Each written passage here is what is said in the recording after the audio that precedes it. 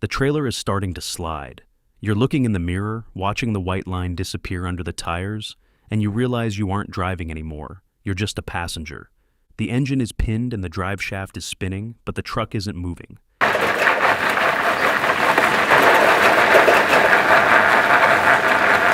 In a matter of seconds, you've polished the ice to a mirror finish, and you're looking at a $5,000 tow bill.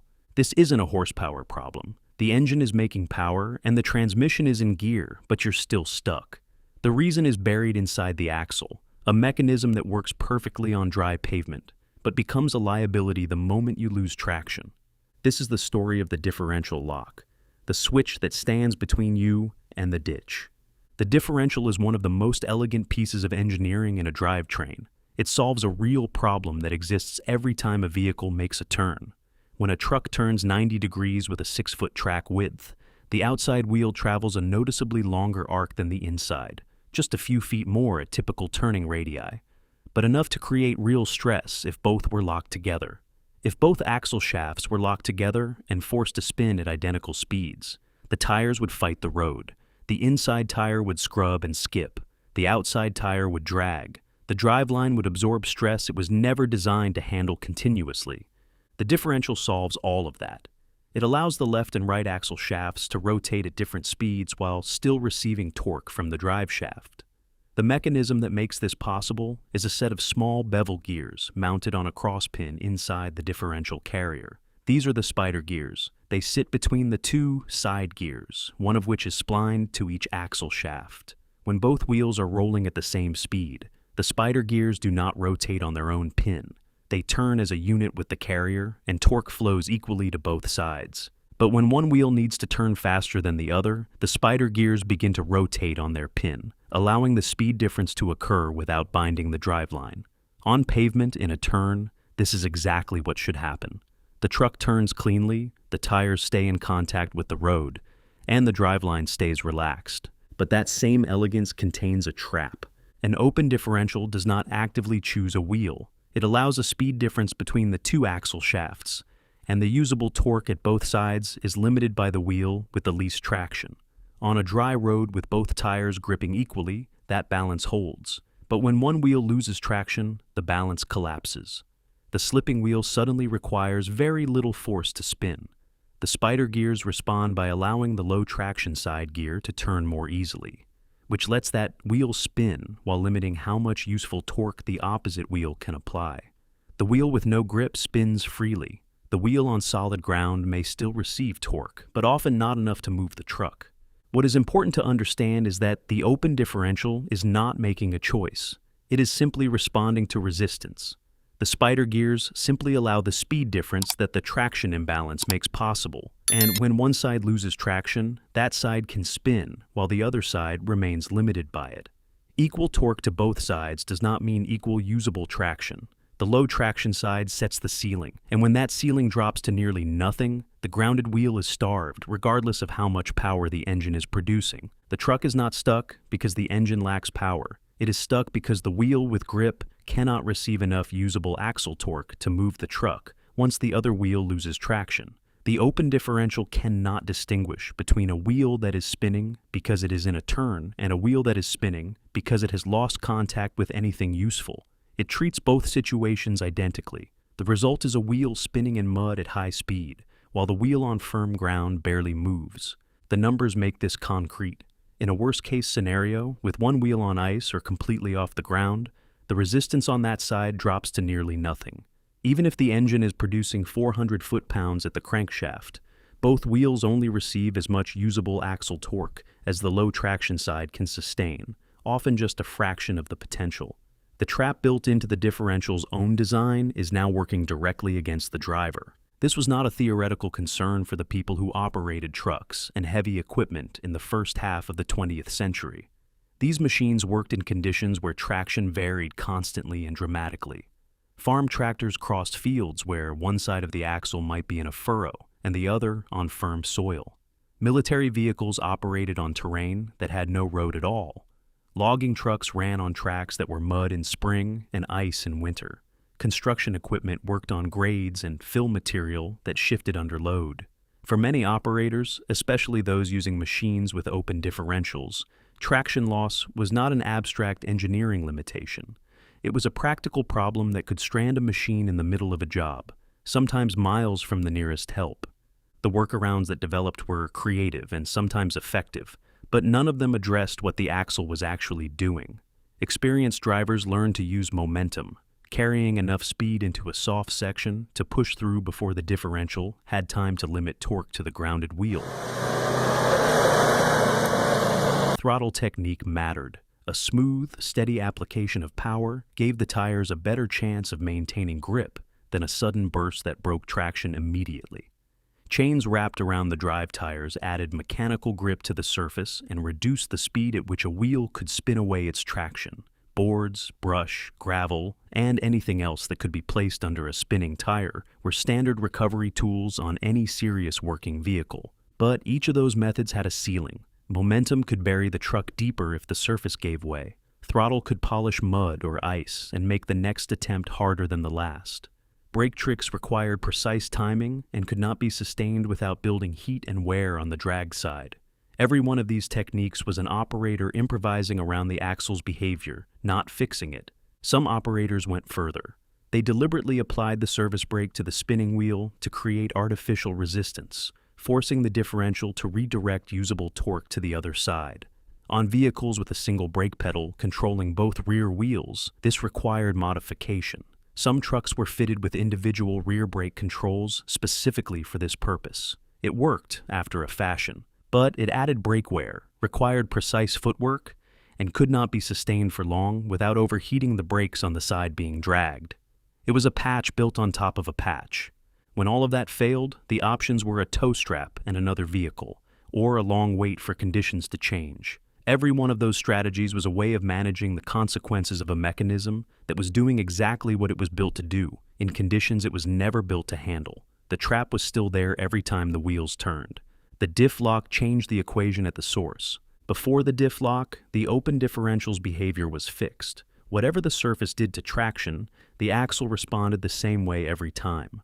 Drivers could manage the consequences, but they could not change what the differential was doing. The diff lock became a widely adopted mechanism that gave operators direct, repeatable control over how the axle behaved when traction failed.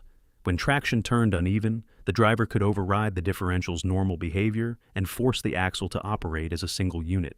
That shift, from accepting what the differential did to controlling what it did, was the real breakthrough. Under normal operation, the differential carrier and the axle shafts are connected through the spider gears, which allow relative rotation between the two sides. The diff lock interrupts that relationship. When engaged, it mechanically couples one or both axle shafts directly to the differential carrier, eliminating the ability of the spider gears to allow any speed difference between the two sides. Both axle shafts are now forced to rotate at the same speed, regardless of what either wheel is doing. The most common mechanical approach used a sliding collar or dog clutch. In the unlocked position, the collar sits clear of the engagement point, and the differential operates normally. When the driver engages the lock, the collar slides along a splined shaft and meshes with a matching set of teeth on the differential carrier or the opposing axle shaft. The two components are now physically joined. The spider gears are still present, but the locking mechanism prevents normal differential action, so the two axle shafts are forced to turn together. The spider gears are still there, but they can no longer allow a speed difference between the two sides. That lets the wheel with grip continue to drive the vehicle even if the other side has very little traction. The diff lock bypasses the open differential's weakness by forcing both sides to rotate together. The practical result is immediate. With both axle shafts turning together, the wheel with traction can now do useful work even if the other wheel is spinning or has very little grip. The side with grip can apply what it needs to move the vehicle. The trap is gone. A truck that was helpless with one wheel spinning in mud can drive out under its own power because the grounded wheel is finally able to apply the torque it needs. This matters most at low speed, which is exactly when traction problems tend to occur. A truck crawling through a muddy field, a loader working on a wet construction site, a military vehicle crossing a stream bed. These are all low-speed situations where the engine has torque available, but the open differential was limiting how much of it could be used. The diff lock does not add power, It changes where the power goes. The trade-offs are real and they matter. A locked differential forces both wheels to turn at the same speed, which is exactly wrong for cornering on firm ground. In a turn, the outside wheel needs to travel faster than the inside wheel. With the diff lock engaged, it cannot. The result is driveline bind, where the drivetrain absorbs the rotational stress that the differential was designed to relieve. On a hard surface, this creates tire scrub, steering resistance, and mechanical stress on the axle shafts, the differential housing, and the driveline components upstream. Sustained use on pavement can damage components that were not designed to handle that load continuously. On pavement, the forces that the differential normally absorbs have nowhere to go. The tires fight the surface, the shafts fight each other, and the driveline carries load it was not designed to sustain continuously. An operator who understands this uses the lock selectively, engaging it before a soft section and releasing it the moment the truck returns to ground, where normal differential action can do its job. This is why diff lock is a situational tool. It is engaged when traction is uneven and low-speed mobility is the priority. It is disengaged when the vehicle returns to firm ground. Air-actuated systems, common on heavy trucks, allow the driver to engage and disengage the lock from the cab. Older equipment often used mechanical linkage. Some machines also use automatic locking or limited slip designs. But those do not all behave the same way as a true driver-selected diff lock. There is also a distinction worth making between a locking differential and a limited slip differential. A limited slip unit uses clutch packs, friction cones, or a gear-based mechanism to resist speed differences between the two axle shafts without eliminating them entirely. It allows some differentiation, but applies a bias toward the higher traction wheel. It works well in moderate conditions, but in severe traction loss, where one wheel has almost no grip at all, a limited slip unit can still be overwhelmed. The full diff lock does not compromise. It forces both shafts to rotate together, so the side with grip can continue to drive the vehicle even when the other side has very little traction. The adoption of diff lock across industries was a direct response to a problem that cost real money and real time. Military and off-road vehicles increasingly adopted differential control as traction demands grew, especially in applications where a vehicle stranded by one spinning wheel was unacceptable. Agricultural and construction manufacturers followed, making rear diff locks standard equipment on machines that routinely worked in conditions where traction could not be assumed. Trucking followed as axle manufacturers developed reliable driver-controlled locking systems for vocational trucks, dump trucks, and concrete mixers that spent significant time off pavement. On tandem axle trucks, the configuration added another layer. A tandem drive axle setup includes an interaxle differential, sometimes called a power divider, that splits torque between the forward and rear drive axles. Under normal conditions, it allows slight speed differences between the two axles, but it carries the same vulnerability. If one drive axle loses traction, the interaxle differential allows that axle to turn more freely, and the axle that still has grip is limited by the same traction ceiling that defines the open differential's weakness at the wheel level. Locking the interaxle differential ensures power reaches both drive axles, though each axle's own differential may still remain open unless separately locked. Combined with individual axle diff locks, a tandem truck can close off most of the traction loss scenarios that would otherwise leave it stranded. The diff lock did not fix the differential. It gave the driver the ability to override it in the specific moments when the differential's own strengths were working against them. The differential is still the right mechanism for normal driving. It handles turns correctly, protects the driveline from rotational stress, and allows the smooth, predictable behavior that makes a vehicle manageable on pavement. The diff lock does not replace any of that. It suspends it temporarily in the conditions where those same strengths become the problem. Every working vehicle that has ever lost traction on one side has faced the same problem. One wheel spinning, one wheel doing almost nothing, and a machine with power it cannot use. The open differential was not broken. It was doing exactly what it was designed to do. But in those moments, what it was designed to do was the wrong thing. The diff lock changed that. It turned traction on one side into motion for the whole vehicle, and it did it without adding power, without changing the engine, and without rebuilding the axle. It changed what happened to the torque that was already there. The switch in the cab looks simple.